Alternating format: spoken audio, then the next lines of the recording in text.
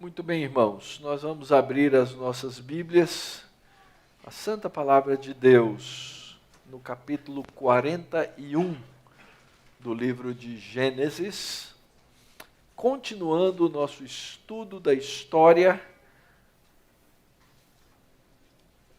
do povo de Deus, chamado para um propósito, e como esse povo, ao longo da história, às vezes até em rebeldia contra o Senhor, às vezes com um coração pronto para obedecer, seguiu e fez cumprir todos os planos e todos os projetos do Senhor.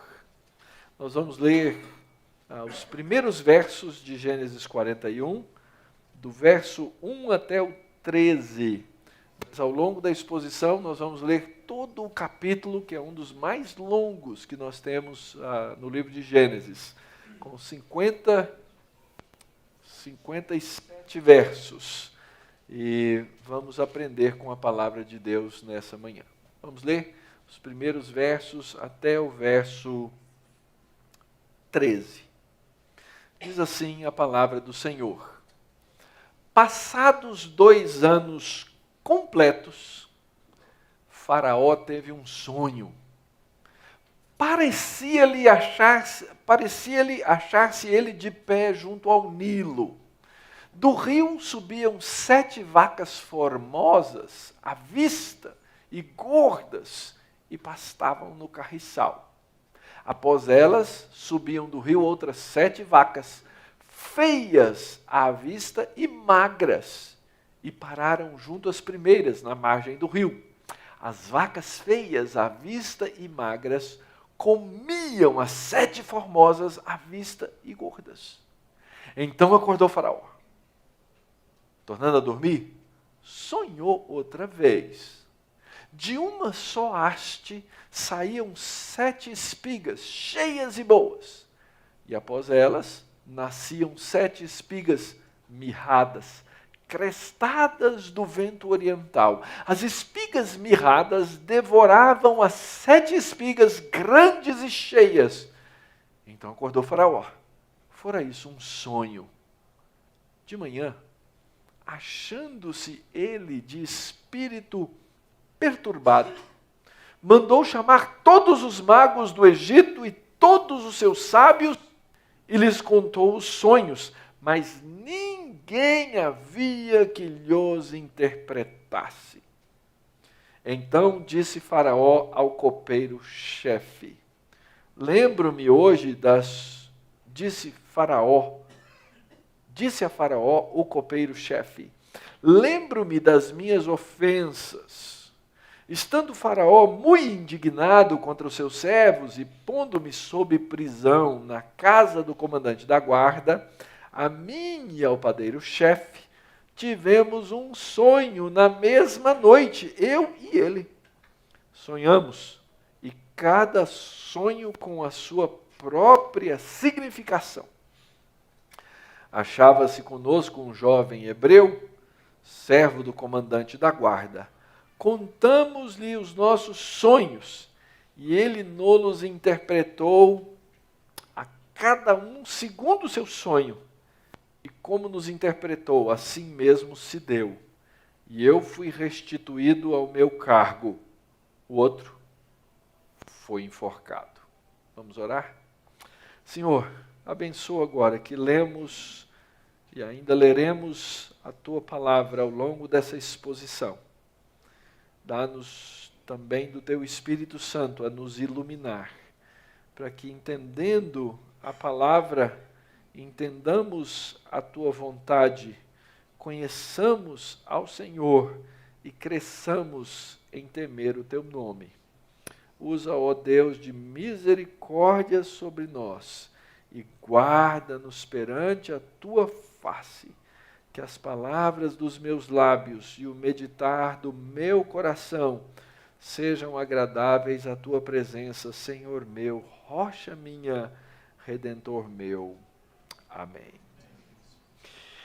A história que acabamos de ler, como temos dito domingo após domingo, acontece dentro da grande história da Bíblia. A grande história da Bíblia nós dividimos em 4 partes. A história da criação, a história que nos narra o fato, a verdade de que há um Deus, e esse Deus é o Criador dos céus e da terra. A verdade de que o homem rebelou-se contra o Senhor e, tendo se rebelado contra o Senhor, caiu, pecou, desobedeceu, caiu da graça e torna-se maldito diante de Deus. Mas é também uma história de redenção. A história na qual o Senhor Deus pega e envia, providencia os meios necessários para que esse homem rebelde e caído possa ser por ele mesmo salvo. E essa história tem um fim. Nós fomos remidos pelo Senhor Jesus Cristo, nós fomos remidos pelo seu sangue, e nós aguardamos aquele tempo em que todos estaremos aí de uma maneira plena na presença do Senhor, sem pecado, no novo céu e na nova terra. Ora, ao longo dessa grande história, que é a história da Bíblia, nós encontramos aquelas histórias particulares nas quais Deus trabalhou para levar essa história ao seu fim.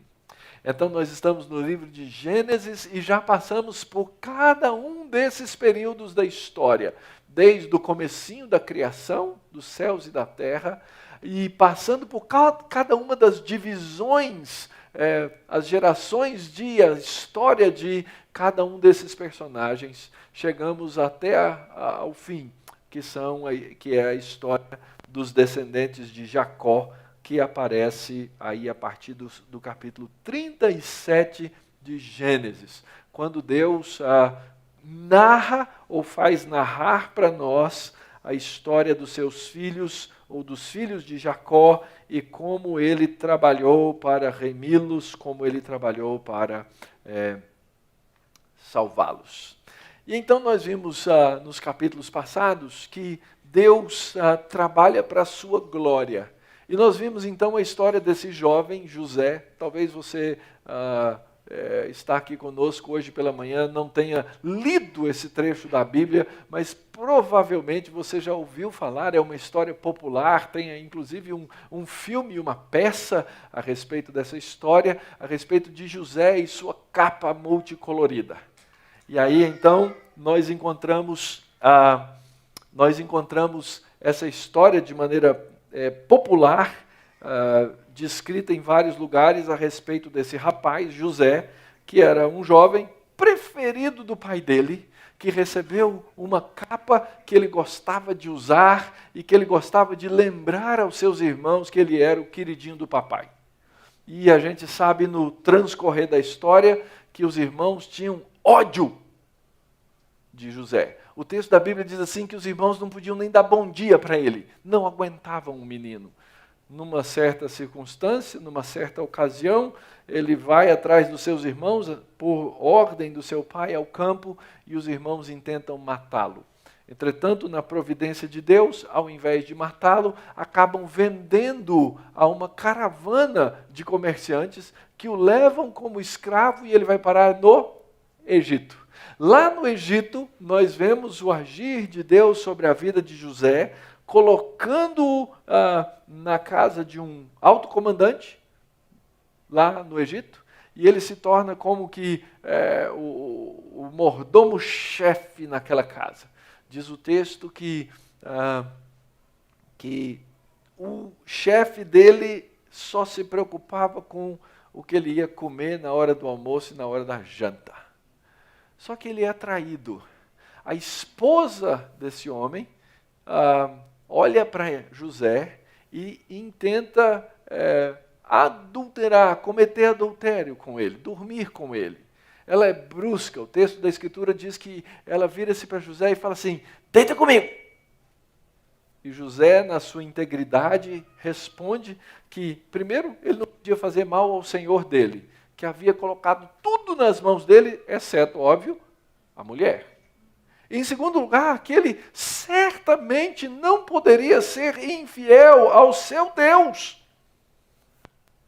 E por causa disso, aquela mulher faz uma falsa acusação contra José, e José vai para onde? Na cadeia. É interessante, Deus pega aquele homem e certamente José não ia se encaixar nos moldes da teologia da prosperidade de hoje, porque ele vai parar no fundo do poço, ele vai parar na cadeia. É verdade que nesses lugares Deus o abençoa, Deus o guarda, Deus o protege, mas ele não está no lugar melhor do mundo. Ele não está vivendo das melhores coisas da terra. E lá na cadeia, ele é um cara que sabe fazer bem as coisas, o carcereiro olha para ele e fala assim, vou dar umas funções aqui. E José se torna o encarregado da prisão. Ora, ser encarregado da prisão certamente era melhor do que ser meramente prisioneiro. Mas ele continuava onde? Na prisão. Estar vivo no Egito, na casa de Potifar, certamente é melhor do que estar morto no fundo do poço. Mas José continua onde? No Egito. Percebe que Deus usa a vida daquele homem, Deus trabalha na vida daquele homem, mas ele não está vivendo aquilo que nós consideraremos o melhor dessa terra. Ele estava em exílio, ele estava injustamente acusado, ele estava na prisão, ainda que a boa mão do Senhor estivesse com ele. E ele reconhece isso. Então, Deus continua o seu trabalho na vida de José para a história do seu povo. Mas o que a gente precisa fazer quando a gente lê a Bíblia e lê a respeito de Abraão, Isaac, Jacó, José, etc., é lembrar que esses homens não são o centro da história, mas o plano de Deus é o centro da história. E Deus é o personagem principal de todas essas histórias. Isso serve como uma lição para nós. Enquanto você estiver aqui na Terra querendo ser o personagem principal, vou dizer para você uma coisa. Você não vai ter alegria, você não vai ter satisfação, você não vai caminhar. Porque o personagem central que dá significado ao nosso papel secundário na história é Deus. Então, quando eu entendo que Deus é o centro da história e eu resolvo trabalhar para dar suporte àquele que é o grande ator da história, então nós vamos ter, sim, uma grande história diante dos nossos olhos, porque nós vamos perceber que ela vai acontecer independente mesmo de nós. Isso não significa, querido, que eu não seja importante para Deus. Não significa que nós não sejamos importantes para Deus. Mas nós temos que entender o nosso lugar na história de Deus. Então, isso é uma coisa importante. Não é a história do Mauro, no qual eu penso assim, o que Deus vai fazer aqui na minha história? Não tem história do Mauro. Existe a história de Deus. E aí, Deus me chamando, Deus me convocando para fazer parte da história dele. Aí eu encontro o meu papel, aí eu encontro o meu significado, aí eu encontro a minha alegria. Percebem? Essa é a grande história da Bíblia. Isso que é a grande história da Bíblia nos ensina. Em toda situação, nós vimos no capítulo 40, Deus vai abrindo-nos portas para o serviço. Ora, Deus abriu uma porta de serviço para José, quando ele era, na verdade, escravo no Egito. Deus abriu uma porta de serviço para José, quando ele era o escravo do carcereiro na prisão. Ele podia servir. E nós nos lembramos do apóstolo Paulo, que preso durante tanto tempo e até chegar à morte na prisão, ele dizia o quê? Eu aprendi a viver contente em qualquer situação. Quando nós aprendemos a servir, nós aprendemos essa verdade. Nós aprendemos a respeito da providência de Deus no meio da adversidade. E nós temos a condição de crescer no meio da adversidade. Essa é uma coisa tão interessante. A escola de Deus é assim. Muitas vezes, quando a gente está na boa hora, quando a gente está na hora tranquila, a gente resolve não aprender. Não, eu sou autossuficiente, está tudo bem comigo. Então Deus nos coloca no moinho, Deus nos coloca no meio da angústia, para que a gente aprenda. E eu costumo dizer para todo mundo, você quer aprender aonde? Porque se você não aprender na hora boa e no tempo bom, se você é filho de Deus, Ele vai te ensinar por meio da adversidade. O que acontece lá na prisão? Tinha 2 principais conselheiros de Faraó. Eram os caras que ficavam na mesa dele. O copeiro, que testava as suas bebidas, para ver se não tinha nada envenenado, para ver se era da melhor qualidade. E o padeiro, que era aquele responsável por seus alimentos. Os 2 têm um sonho. Um dia de manhã, José percebe que os 2 estão mais... Eles estavam angustiados, porque eles estavam na cadeia. Ninguém fica alegrão na cadeia. Mas José percebe que eles estão mais angustiados ainda. E ele chega para eles e fala assim, o que perturba vocês? E os 2 dizem assim, a gente teve um sonho. Os 2, cada um teve um sonho. José vai e interpreta o sonho. E a interpretação do sonho é que, no final das contas, um ia morrer. Para esse, José deu as más notícias. Mas a notícia boa para o outro é que ele ia sobreviver. E José diz o seguinte, olha, quando você voltar para o palácio do rei, lá para a casa de Faraó, voltar para o seu lugar, lembra de mim, eu estou aqui na cadeia. José não estava satisfeito, ele não estava feliz de estar na cadeia. Ninguém fica feliz de estar na cadeia. Mas ainda assim ele encontra formas, maneiras de servir. Então o homem, o copeiro-chefe, volta para o seu papel no palácio de Faraó, e o texto termina no verso 23 do capítulo 40, dizendo assim, o copeiro-chefe, todavia, não se lembrou de José, porém dele se esqueceu. E lá fica José na sua prisão. Quanto tempo mais? O texto diz logo de cara, passados 2 anos completos. Lembra, José já estava há um bom tempo no Egito. Tudo isso tem uma cronologia. Ele havia sido encarcerado, ele havia ficado lá por um bom tempo, agora já se passam vários anos em que ele está cuidando das coisas ali na cadeia, e aquele que ele ajudou volta para o palácio e diz que passaram 2 anos e ele não se lembrou de José. E aí vem a famosa história, que aqui todo mundo sabe interpretar, não é? Todo mundo sabe. Vocês sabem interpretar? O que significam vacas magras? Hã? Tempo ruim, tempo de escassez, tempo de fome. Lá em casa, volta e meia, eu preciso declarar o tempo das vacas magras. Cartão de crédito com as suas restrições, as coisas aqui, vamos lá. Tempo de vacas magras, as coisas vão ficar difíceis. Fácil de interpretar esse texto, não é? Porque todo mundo sabe que é vaca magra. Mas o problema é que Faraó teve o sonho das vacas magras, mas esse ditado ainda não existia. Esse ditado passou a existir por causa do sonho de Faraó. Então, para o Faraó, o que aconteceu? Ele teve o sonho, saíram do rio 7 vacas formosas, gordas, e pastavam ali no meio do capim. Por que as vacas saem do rio? Imagina o calor do Egito. Imagina as vacas se refrescando no rio. Elas saem para pastar e atrás delas saem 7 vacas magras e feias. Na verdade, a expressão que aparece aí no texto original, 7 vacas ruins. É isso que aparece no texto.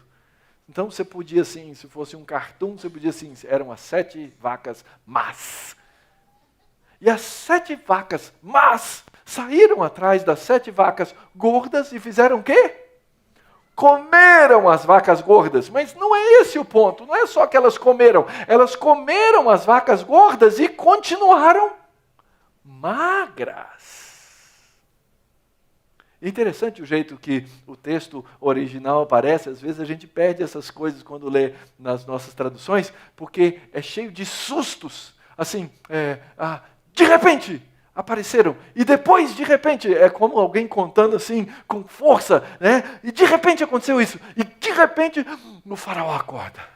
Imagino que ele deve ter levantado na sua cama faraônica, suando, não é? Preocupado, meu Deus. Mas ele cai no travesseiro real e dorme de novo. E Deus não vai deixar ele dormir tranquilo. E a próxima cena é mais estranha porque refere-se a alimentos, né, a cereais que saem.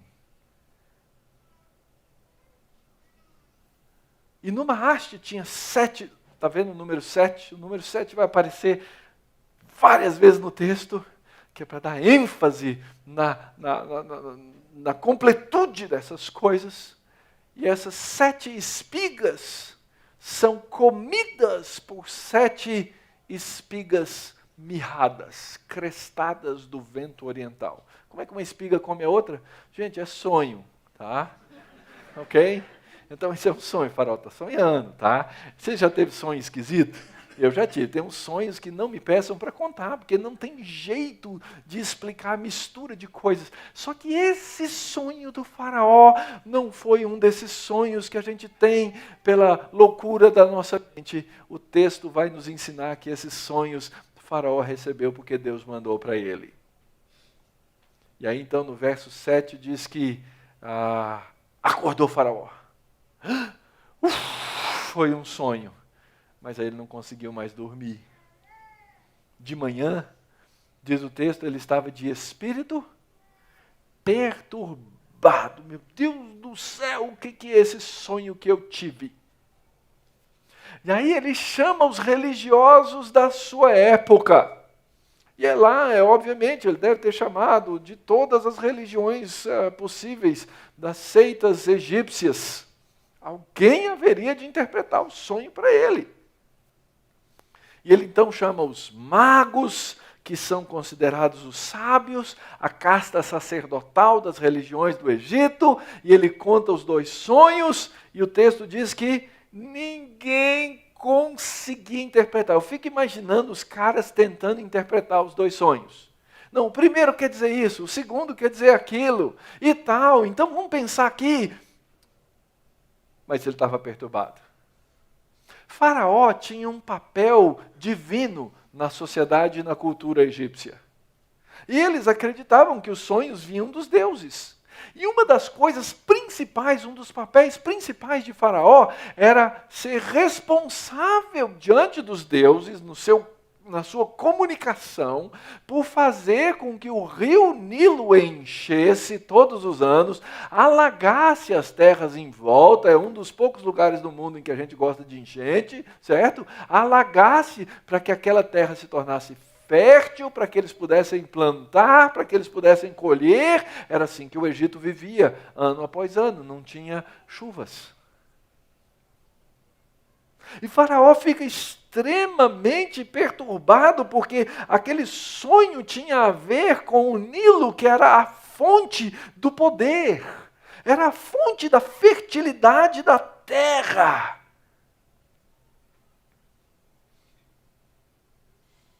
E aquele sonho perturba a alma, perturba o coração de Faraó, e ele não sabe o que fazer, e não havia quem interpretasse. E a primeira coisa que a gente aprende aqui é que, e você já ouviu na história de José, quantos sonhos? 2 sonhos. Depois, na história dos 2 na prisão, cada um sonha um sonho. E aqui de novo, 2 sonhos. Os sonhos são importantes. Deus, naquele tempo passado, usou desses sonhos para fazer caminhar a história da sua redenção. E assim como O copeiro não entendeu o próprio sonho. Assim como o padeiro não conseguiu entender o próprio sonho, o faraó não entendeu o seu sonho. Mas na sua providência, Deus deu esses sonhos. E quando Deus deu esses sonhos, ele tinha algo a fazer. Ele estava marcando o seu relógio da providência. Foi Deus que deu sonhos, e Deus fez com que aquele homem esquecesse toda aquela história por 2 anos. Até que ele desse ao próprio faraó 2 sonhos, para aquele homem acordar num dia em que o faraó está perturbado e lembrar de José, aquele José que estava na prisão. Então o copeiro-chefe, que foi aquele que não morreu, obviamente, não é? Ele diz: estou lembrando dos meus pecados.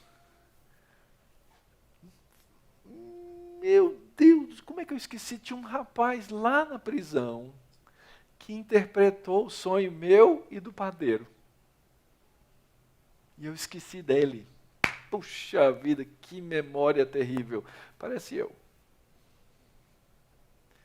E aí então ele diz, mas o rapaz na prisão, agora eu lembrei, ele falou, interpretou o sonho, cada um tinha um significado, e ele, jovem, hebreu, servo do comandante da guarda, interpretou depois que nós contamos, cada um segundo o sonho.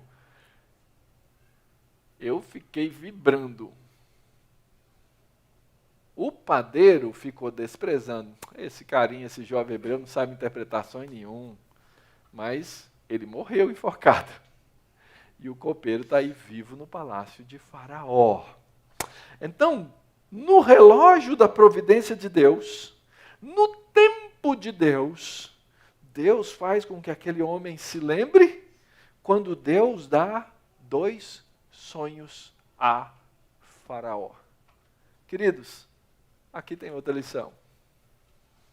Eu tenho relógio. Eu nunca fui muito apegado a relógios. De uns anos para cá eu comecei a gostar de alguns relógios, de alguma marca e tal. Agora eu devo ter uns 2 ou 3 relógios. Mas eu sempre tinha um relógio, igual eu sempre só tenho um sapato. Mas eu gosto de relógio que funciona bem. E eu tenho meu tempo.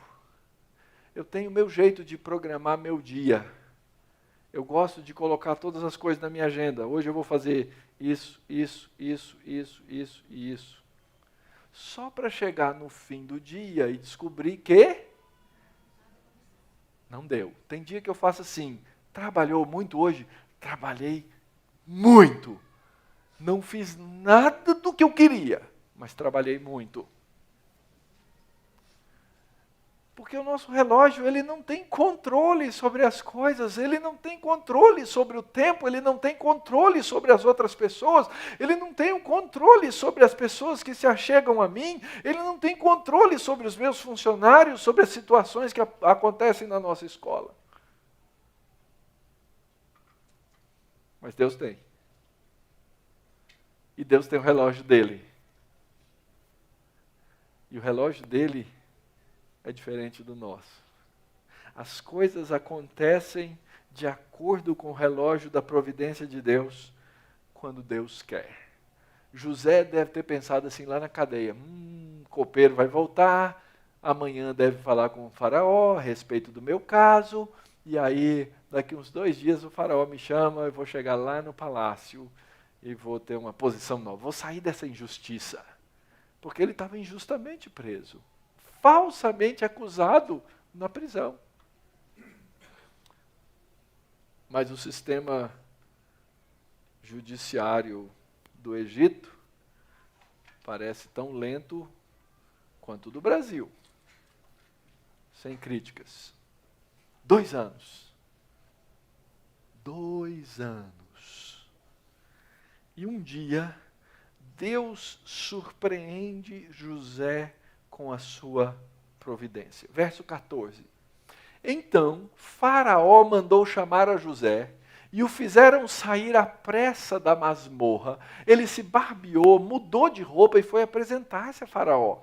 Esse lhe disse: tive um sonho, e não há quem o interprete. Ouvi dizer, porém, a teu respeito, que quando ouves um sonho, podes interpretá-lo. Respondeu-lhe José: não está isto em mim, mas Deus dará a resposta favorável a Faraó.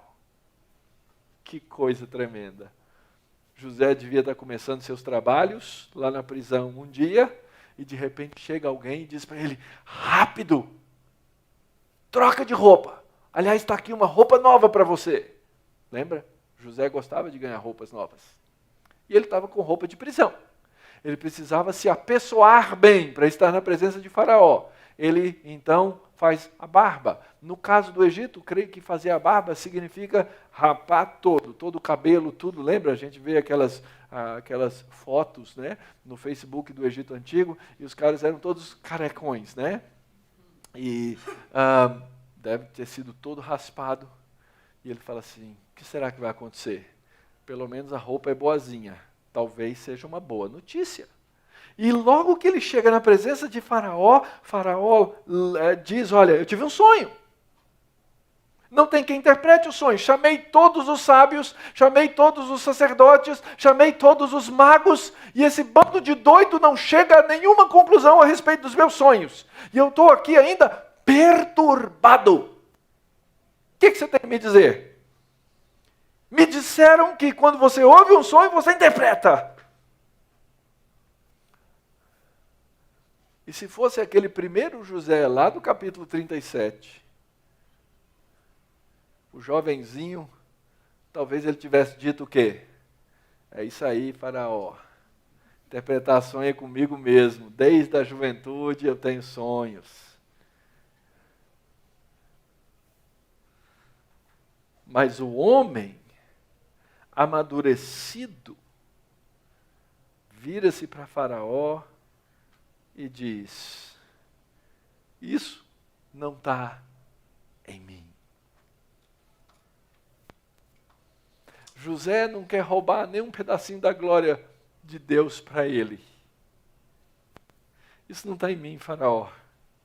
Mas é o seguinte: Deus vai interpretar o seu sonho. Ele já fez no passado, ele pode fazer hoje. E ele vai te dar uma resposta.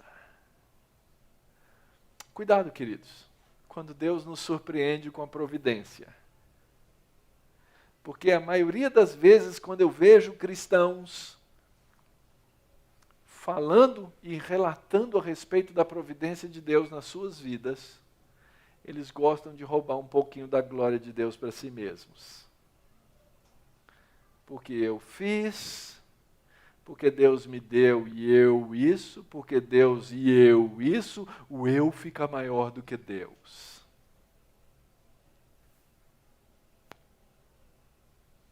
Nosso grande problema é que a gente gosta de eu, né?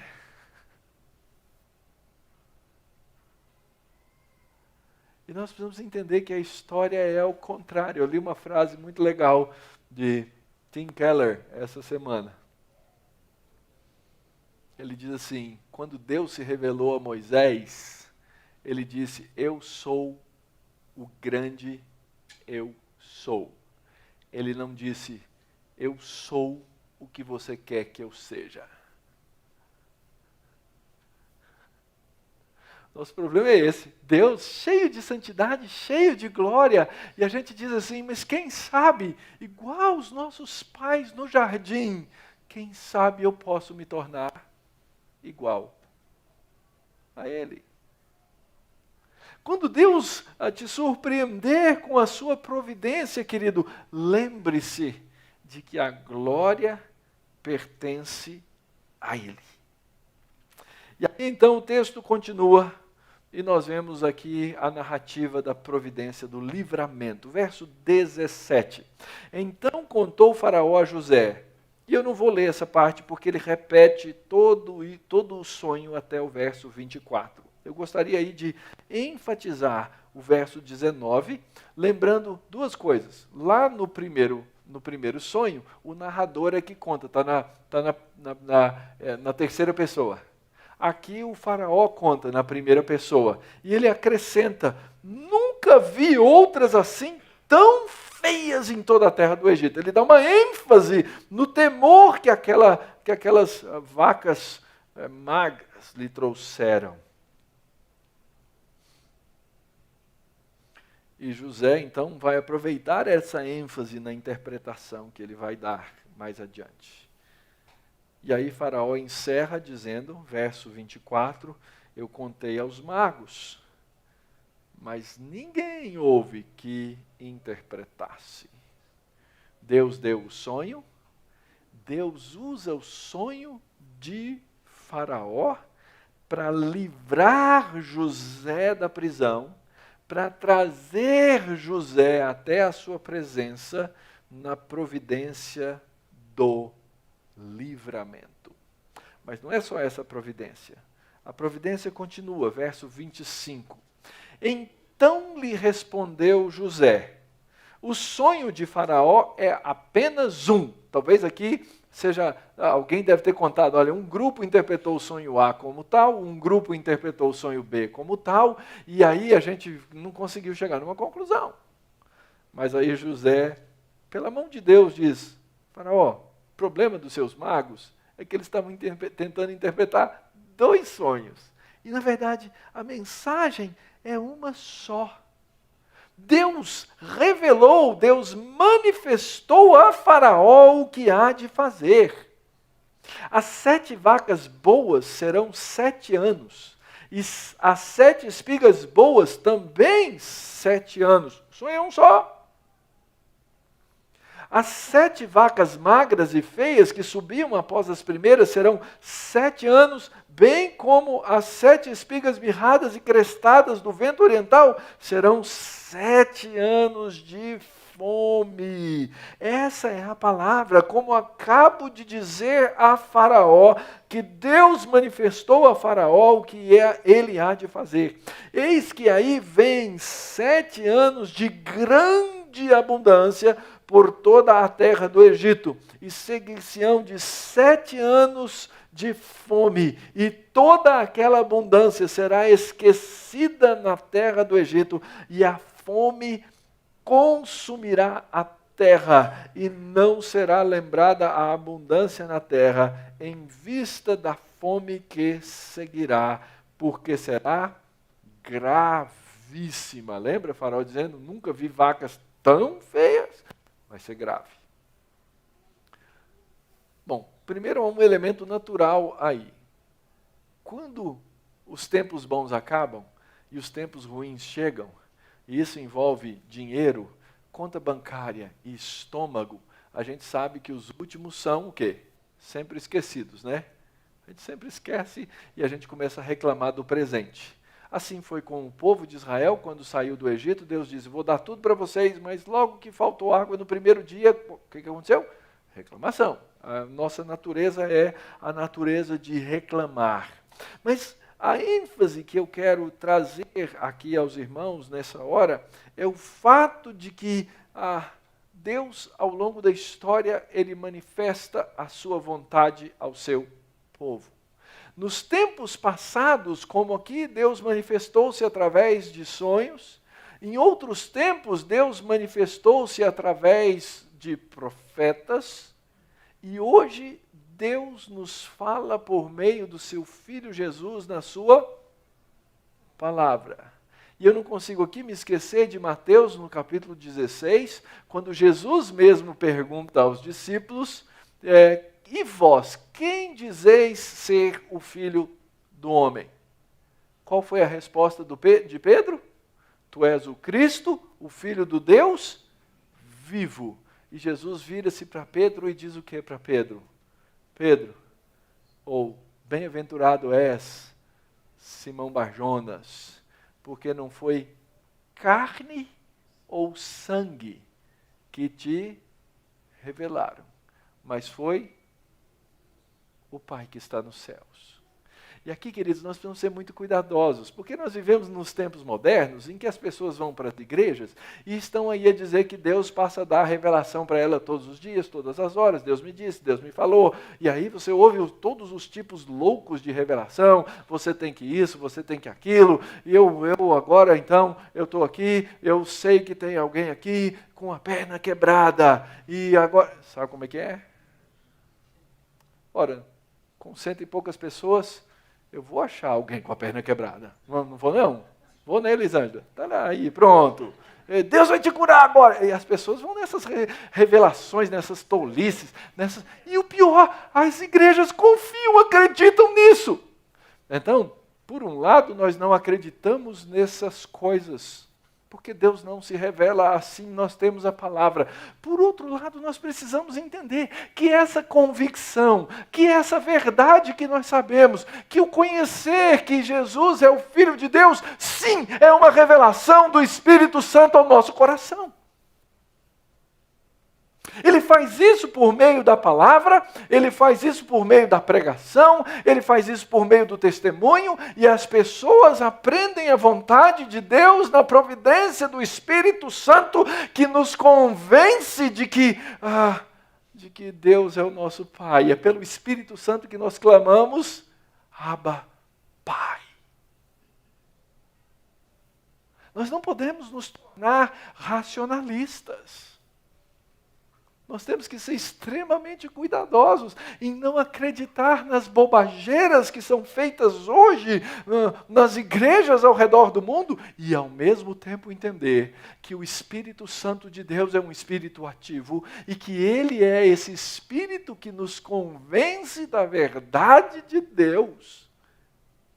É o Espírito Santo que te convence, inclusive, dos seus pecados. É por isso que nós nos dobramos em confissão, porque o Espírito Santo nos mostra, Ele nos fala, Ele diz na Escritura, e Ele coloca lá no nosso coração a convicção dos nossos pecados. E nós somos um povo que aprende a viver da providência da revelação de Deus. Os magos não tinham revelação de Deus.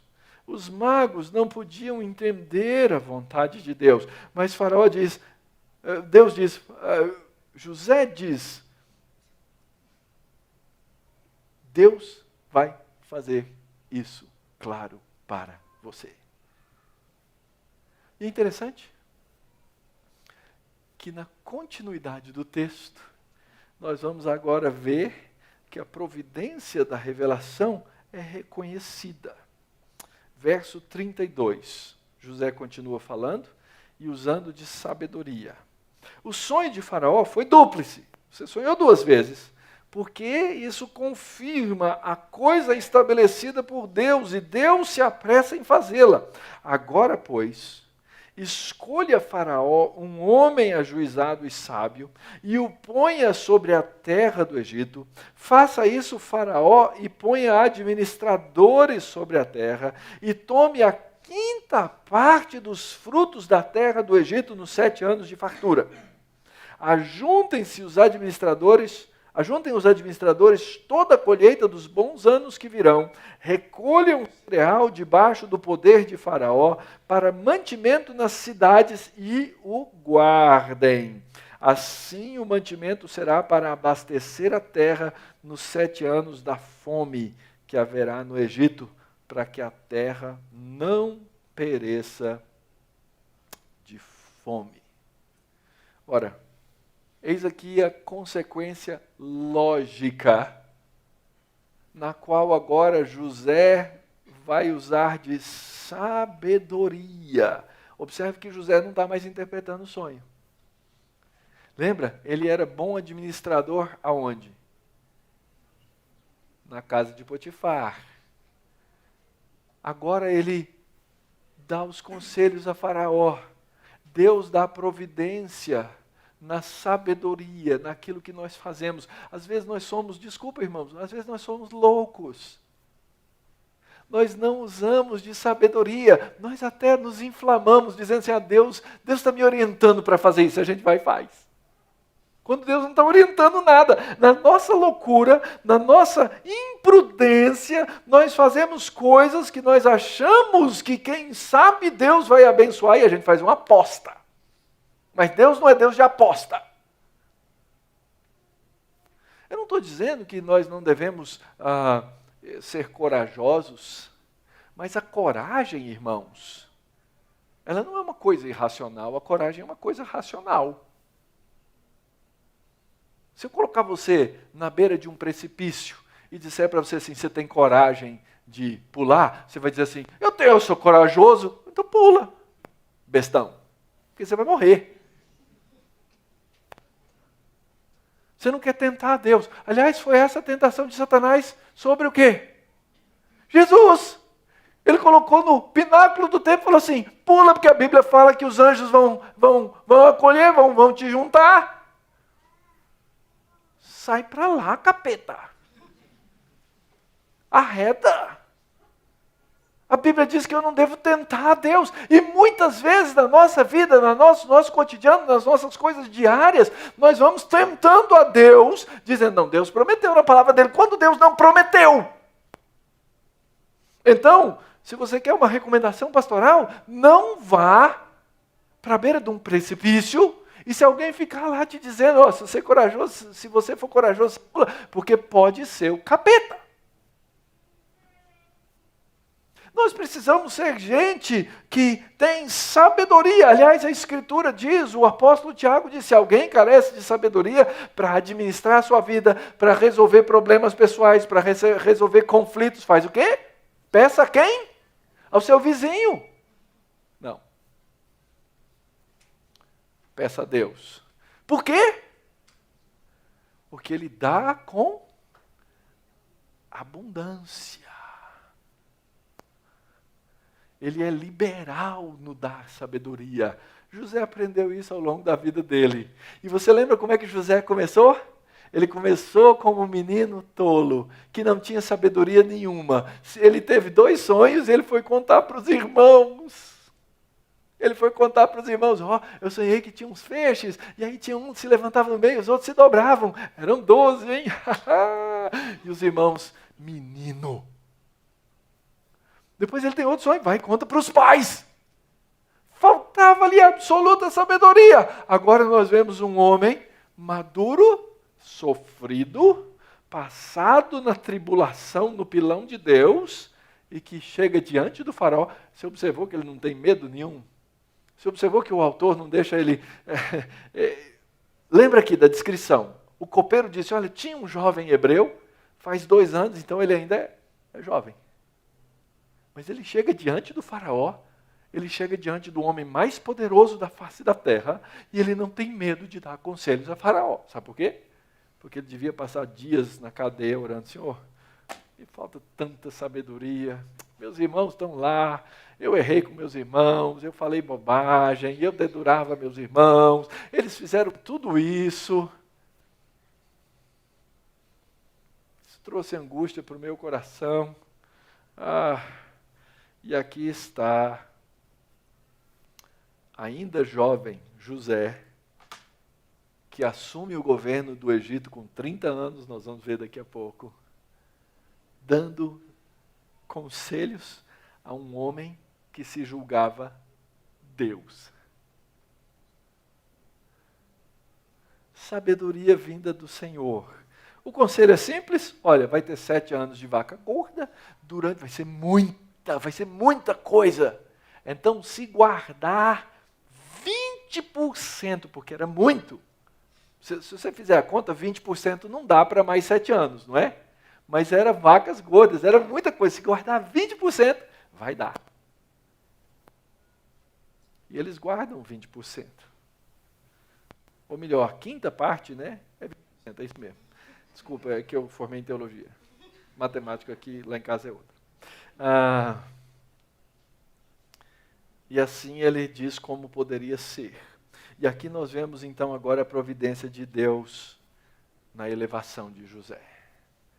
Verso 37. O conselho foi agradável a Faraó e a todos os oficiais. Não não deu burburinho, não deu gente reclamando, isso não vai dar certo. Eles não conseguiram interpretar. Disse Faraó aos seus oficiais: acharíamos, porventura, homem como esse, em quem há o Espírito de Deus? Lembra que eu falei agora de revelação?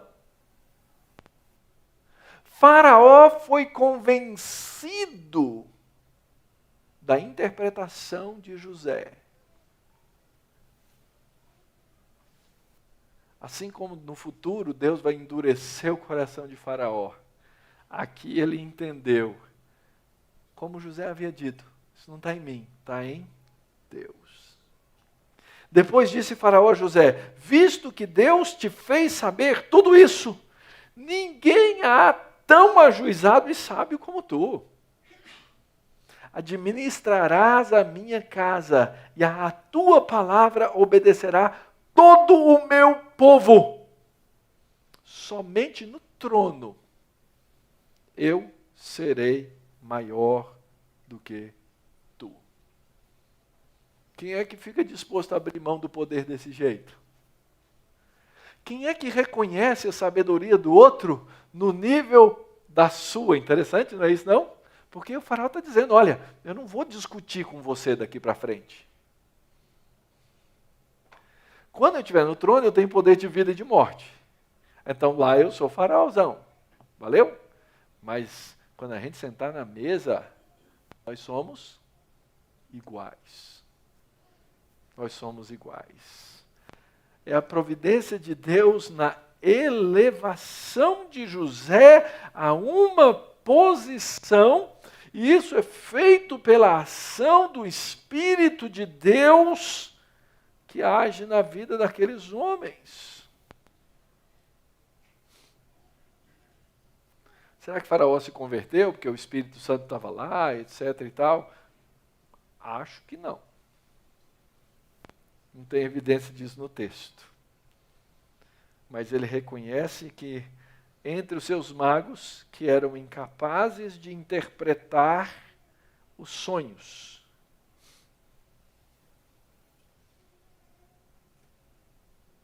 que José seria aquele para dar as ordens dali para frente.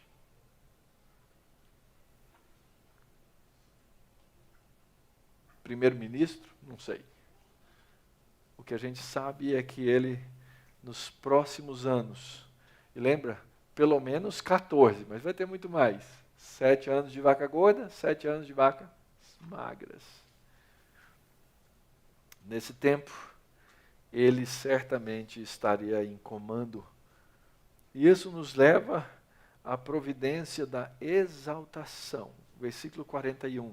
Disse mais Faraó a José: vês que te faço autoridade sobre toda a terra do Egito. Então tirou o Faraó o seu anel de sinete. Sabe o que é um anel de sinete? É o anel que tem o selo de Faraó. O que José assinasse, ele assinava com a assinatura de Faraó.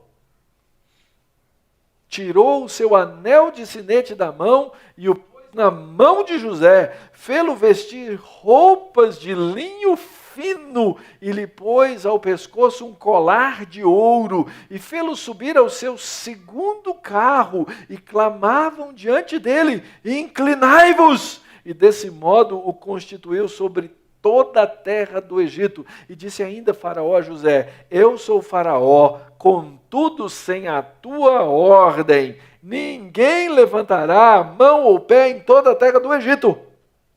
E a José chamou o Faraó de Zafenate Paneia e lhe deu por mulher a Azenate, filha de Potífera, sacerdote de Om, e percorreu José toda a terra do Egito. Algumas coisas importantes aqui nessa parte do texto. Primeiro, Faraó investe a José de grande autoridade. Ele agora teria o comando de toda a terra debaixo da sua mão. A intenção agora é que José seja o grande governador. Quanta providência! Quanta preparação da história lá para frente! Quantas coisas Deus estabelece para aquilo que vai acontecer adiante. Eu acho que nem José tinha ideia. E então ele é vestido, ele é honrado. Lembra que as roupas têm o quê? Um papel importante na história de José. Começou com o pai lhe dando, começou com os irmãos usando para uma fraude. Continuou com a mulher de Potifar lhe tomando as vestes, e agora ele recebendo uma veste de honra de novo, e o anel selo do selo real. Tudo que ele carimbasse era como a voz de Faraó. E Faraó literalmente está dizendo assim, nós vamos sair numa carreata, o meu carro vai ser o primeiro, eu sou Faraó, e o seu vai ser o segundo.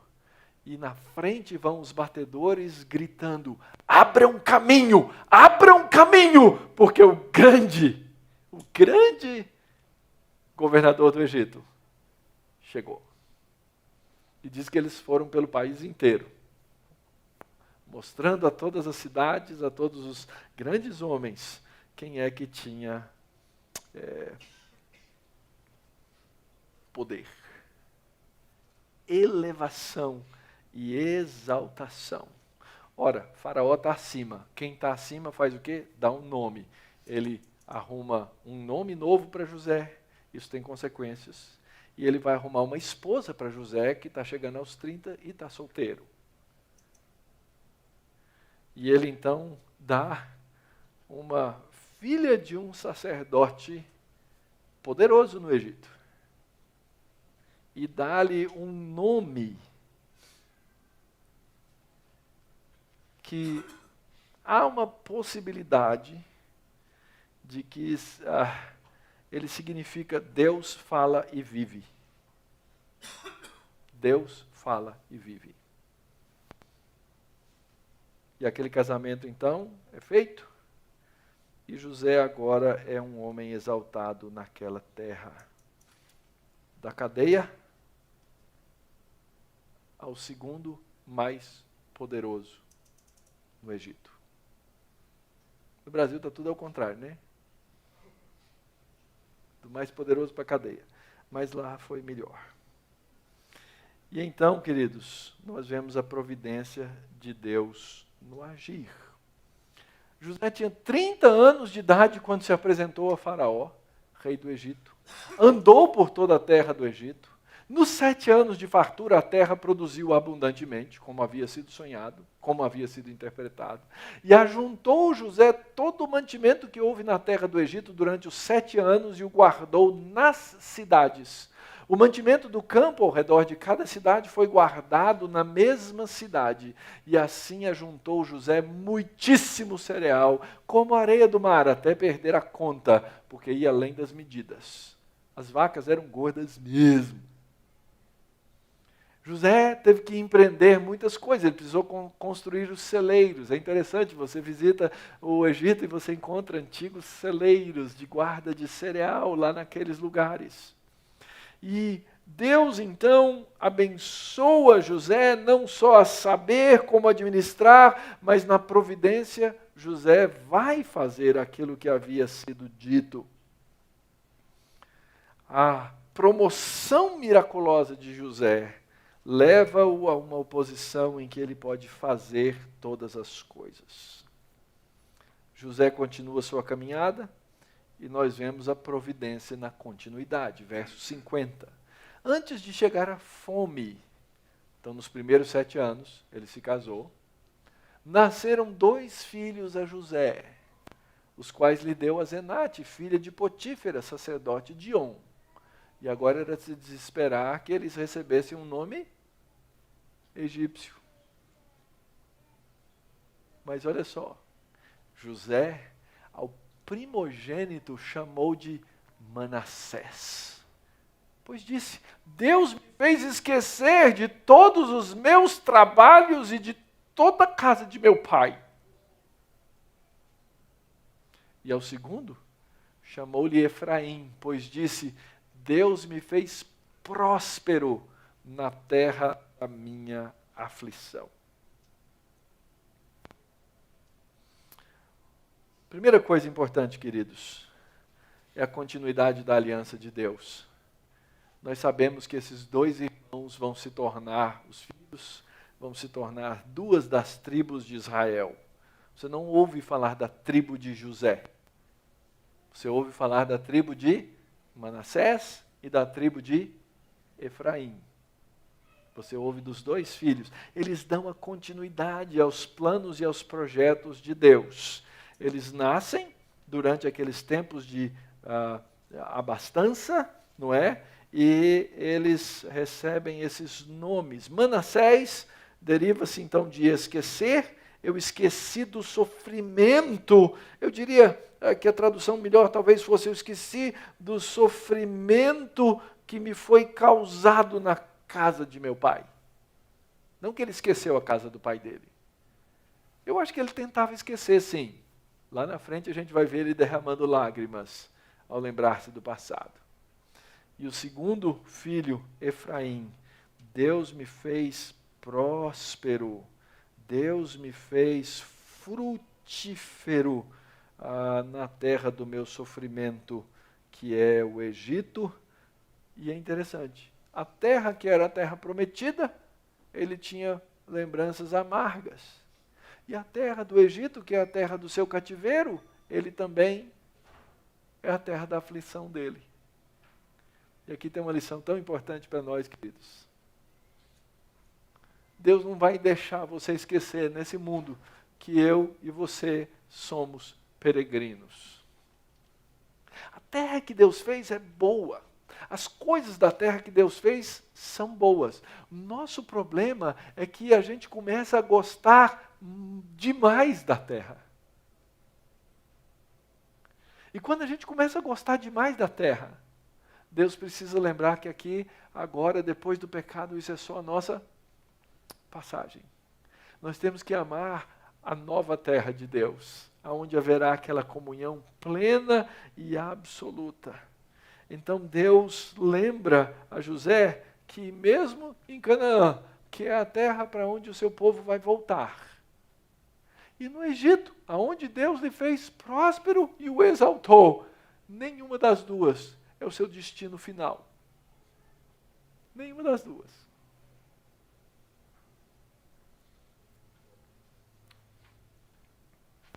Eu nasci em Porto Alegre, vivi em Goiânia, passei um tempo em Israel, moramos nos Estados Unidos, moramos na África e terminamos em São Paulo. Às vezes as pessoas me perguntam assim: Mauro, onde é a sua terra? Onde você gostou mais? É óbvio que teve um lugar que eu gostei mais, que eu tive experiências diferentes. Mas Deus nunca me deixou me apegar a uma terra só, para me lembrar que eu sou peregrino nesse mundo. Eu tenho uma tendência de me apegar às coisas que Deus me dá aqui nessa terra. E de querer achar que essa terra é a terra final para mim. Que o meu trabalho, que o meu emprego é o emprego final para mim. Que a igreja da Barra Funda é a última igreja que eu vou pastorear.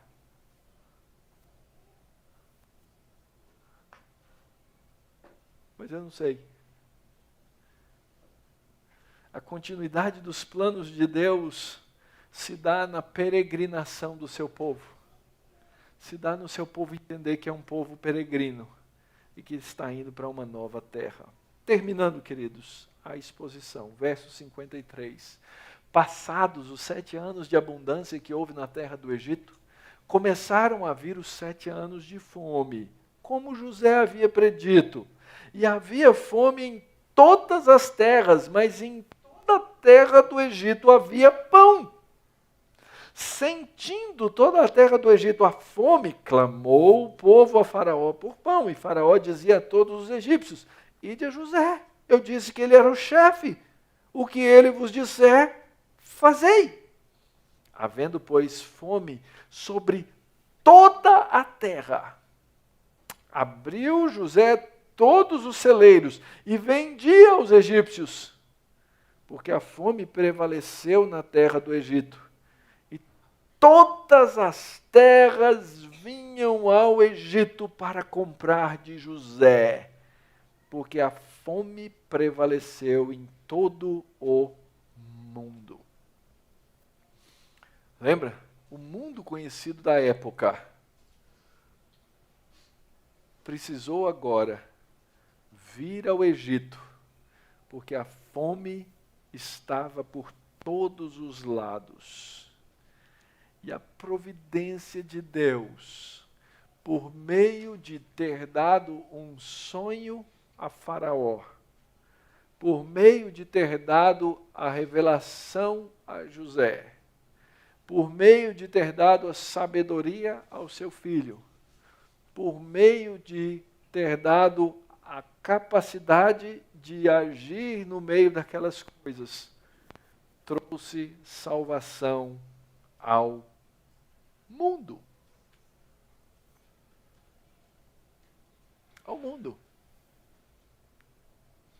Isso está nos planos de Deus? Não foi isso que Deus disse a Abraão? Abraão, eu vou usar você e a sua semente para abençoar a terra, todas as famílias da terra. E aqui nós vemos um claro exemplo de como Deus estava trabalhando para que isso tudo acontecesse. Na superfície, a gente pode ler a história e falar assim: olha, esse faraó, hein? Elevou José. Se a nossa visão for rasa, é isso mesmo. Mas quem elevou José a essa posição foi Deus. Quem colocou-o naquele lugar foi o Senhor, para que ele pudesse abençoar a muitos. Queridos, o que faremos? Primeira coisa,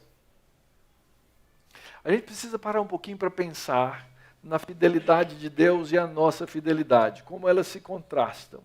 É verdade que José aprendeu a ser fiel a Deus.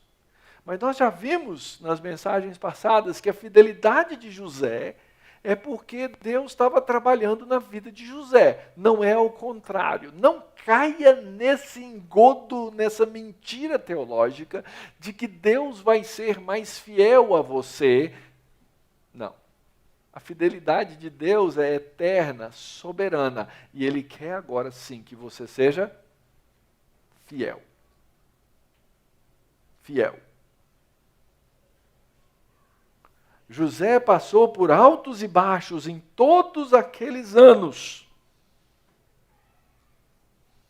Ele tem as virtudes, ele desenvolve as virtudes que Deus quer que um homem de Deus tenha, e nós somos chamados a elas. Ele aprendeu a ser paciente, porque ele foi condenado injustamente. Ele aprendeu a ser firme quando tinha oposição, e assim por diante. Mas quem estava trabalhando na vida de José era Deus. Deus deu a José a capacidade para interpretar os sonhos, sabedoria sobrenatural, governo, discernimento. Deus decidiu o curso de toda a história, de tudo o que haveria de acontecer. É interessante o verso 32. O sonho de Faraó foi dúplice, porque a coisa é estabelecida por Deus, e Deus se apressa em fazê-la. Você acredita que Deus continua fazendo isso hoje?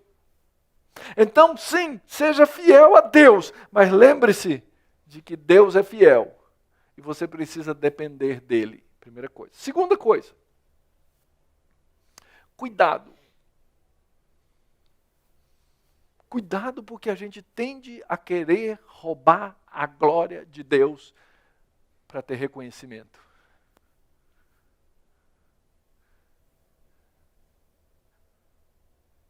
Quando eu for contar a história da Igreja Presbiteriana da Barra Funda, sabe qual que é a minha tendência? É falar de todas as coisas que eu fiz.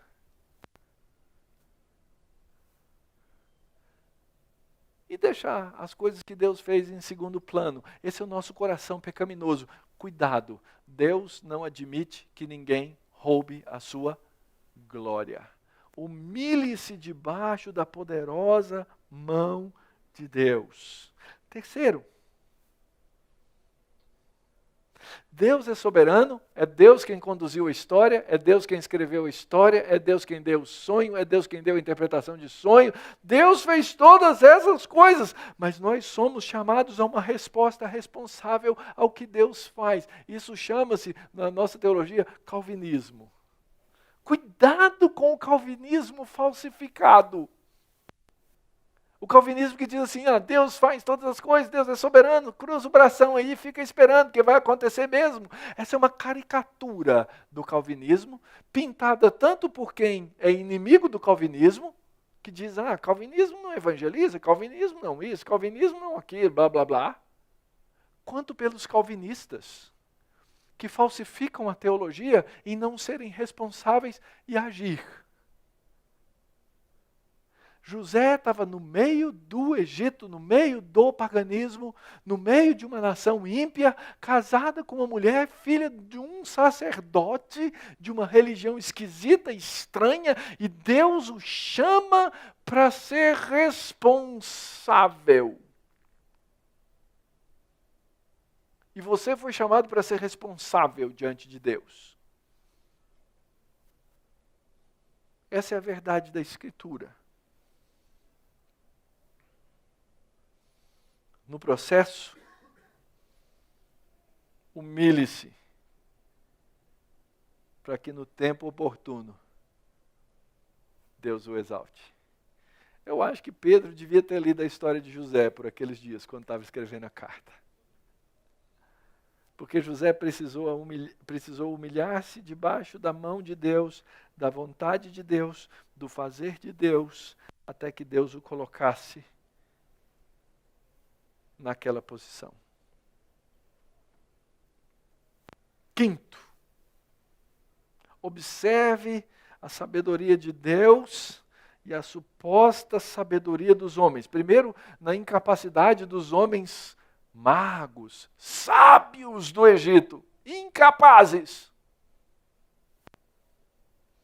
E segundo, na própria posição que José assume de dizer, Deus é que faz essas coisas. Eu não quero me meter naquilo que Deus está falando e fazer errado.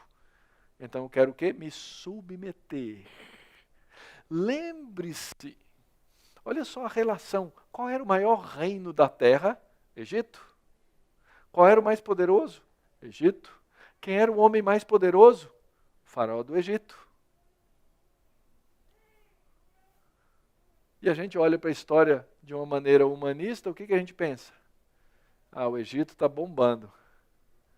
Mas quando a gente lê a história com os olhos certos, Deus está bombando. Porque Ele sempre bomba. Ele é sempre acima dos reinos dos homens. Deus manipulou a história do Egito todinha. Faraó achando que estava assim na crista da onda. Quando Deus estava fazendo toda a sua vontade. Sexto lugar. Circunstâncias temporais e valores eternos. Aqui eu acho que é onde o bicho pega para a gente na maioria das vezes. Vários personagens da Bíblia passaram por situações semelhantes a essa. Como eu acabei de dizer, casado com uma mulher, filha de um sacerdote importante. No governo do país mais poderoso do mundo, era muito fácil para José, era muito fácil para Daniel, todos eles se dobrarem diante dessas circunstâncias. Eu acho que a gente é chamado para viver assim, irmãos.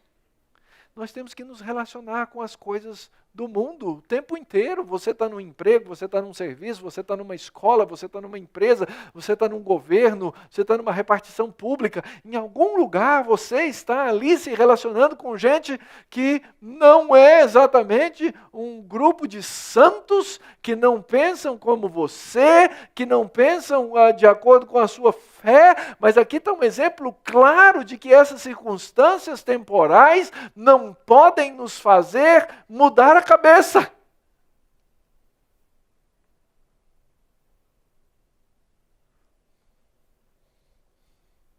Eu não sei a que coisas José precisou, inclusive, se submeter naquelas circunstâncias. Afinal de contas, ele era genro do sacerdote. E o sacerdote falava assim, ó, vai ter um culto lá no templo. Eu não sei se ele não precisou ir. Sabe qual que é o nosso problema? O problema é que a gente se voluntaria para isso. A gente diz, não, eu quero ir. A gente abre o coração assim de tal maneira, né? A gente começa a misturar coisas da nossa fé. José foi firme. Ele disse, meus filhos, eu não abro mão. Meus filhos lembram e continuam a aliança de Deus. Cuidado. Cuidado.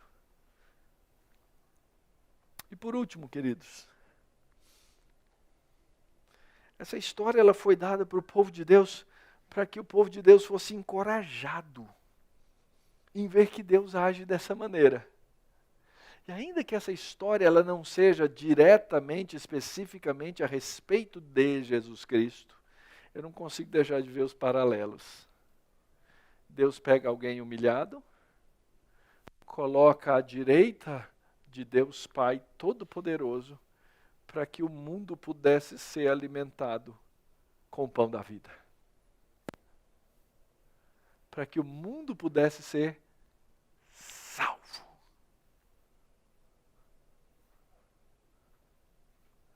Nós fomos assim chamados para demonstrar o nosso amor a Cristo e dobrar o nosso coração diante desse, que é o Deus Todo-Poderoso.